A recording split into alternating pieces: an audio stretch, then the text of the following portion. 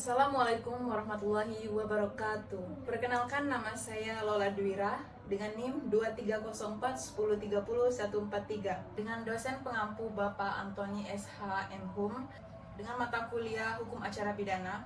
Saya membuat video ini dengan bertujuan untuk memenuhi salah satu tugas ujian akhir semester yang memiliki 5 soal, yaitu yang pertama, jelaskan apa itu asas equality before the law dan asas presumption of innocence, serta berikan contohnya masing-masing. Asas equality before the law yang berarti setiap orang memiliki kedudukan yang sama di hadapan hukum tanpa ada diskriminasi atau perlakuan istimewa. Semua warga negara harus diperlakukan sama oleh hukum dan aparat penegak hukum tanpa memandang status sosial, jabatan, suku, agama, atau latar belakang lainnya.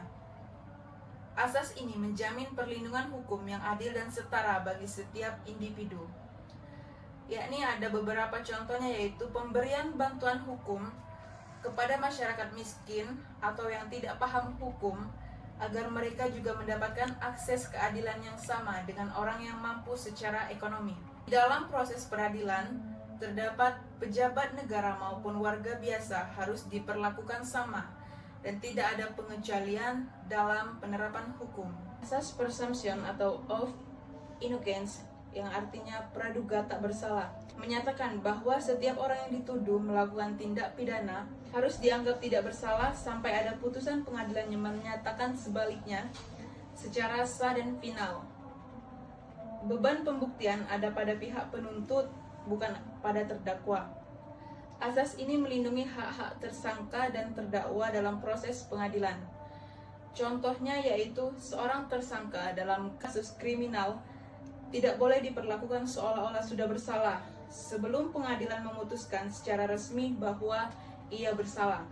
Hak tersangka untuk mendapatkan pembelaan hukum dan perlakuan yang adil selama proses persidangan harus dihormati. Selanjutnya soal yang kedua, yaitu jelaskan upaya hukum, mengapa upaya hukum dilakukan, serta jelaskan upaya hukum biasa dan luar biasa. Apa itu upaya hukum?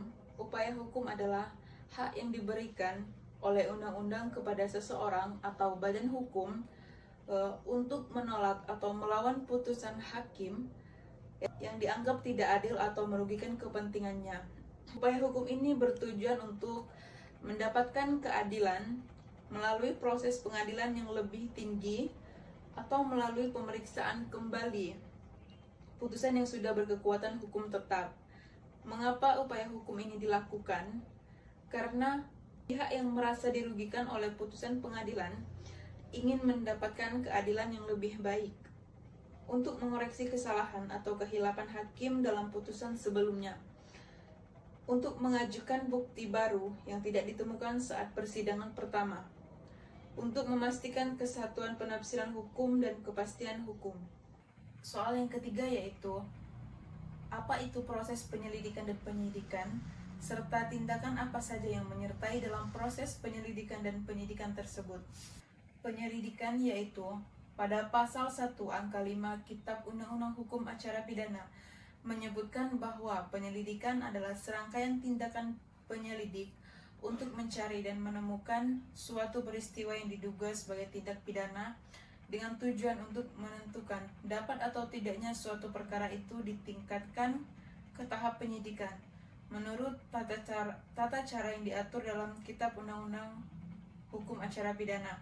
Penyidikan adalah satu tahap setelah proses penyelidikan. Jika hasil dari penyelidikan ditetapkan bahwa suatu perkara merupakan perkara pidana, penyidikan dijalankan dengan dan atau untuk menetapkan tersangka. Tindakan yang menyertai proses penyelidikan dan penyidikan yaitu pengumpulan bukti, interogasi, pemeriksaan tempat kejadian, penyitaan barang bukti, penggunaan teknologi, kerjasama dengan ahli, dan pengawasan dan pengamanan. Selanjutnya soal yang keempat yaitu apa perbedaan rule of law dan Rechtsstaat. Perbedaannya adalah konsep rule of law dan Rechtsstaat terletak pada asal-usul dan struktur peradilannya. Meskipun keduanya sama-sama menekankan supremasi hukum dan perlindungan hak asasi manusia, Asal-usul dan sistem hukum Riksdag berasal dari tradisi hukum Eropa, khususnya Jerman, dan dikembangkan oleh tokoh seperti Immanuel Kant dan Julius Stahl.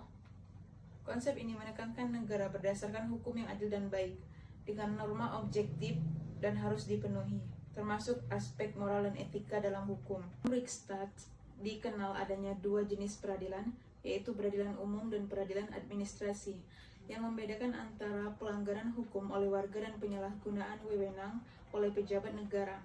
Sedangkan dalam rule of law hanya dikenal satu jenis peradilan, yaitu peradilan umum. Juga mengadili penyalahgunaan wewenang berdasarkan doctrine ultra vires. Prinsip dan fokus Riksdag menekankan pada pembagian kekuasaan, perlindungan dan hak asasi manusia, pemerintahan berdasarkan undang-undang, dan peradilan tata usaha negara. Prinsipnya juga mencakup keadilan substantif dan moralitas hukum. Rule of law menekankan supremasi hukum, kesetaraan di depan hukum, dan proses hukum yang adil. Konsep ini lebih fokus pada aspek formal hukum dan prosedur. Selanjutnya, soal yang kelima merupakan soal yang terakhir, yaitu apa yang dimaksud dengan penegakan hukum oleh hakim, dan apa yang dimaksud dengan hakim tidak boleh menolak terhadap perkara yang diajukan kepadanya. Penegakan hukum oleh hakim adalah proses di mana hakim menerima, memeriksa, mengadili, dan memutus suatu perkara yang diajukan kepadanya berdasarkan hukum yang berlaku. Hakim dianggap mengetahui semua hukum, sehingga ia wajib menggali, menafsirkan, dan menerapkan hukum yang tepat dalam memutuskan perkara, meskipun hukum tertulis tidak